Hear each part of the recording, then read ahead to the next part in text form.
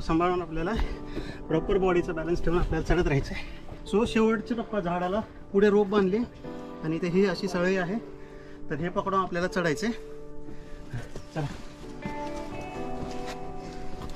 Safe side actually हे खूप छान केलं आहे, कारण त्यामुळे चढणं आणि उतरणं दोन्ही सोपं होतं. इथे खुल्लं पाणी आहे, स्लिपरी, आणि इथे दगड, आणि हा पॅच असा दिसतो डेंजर.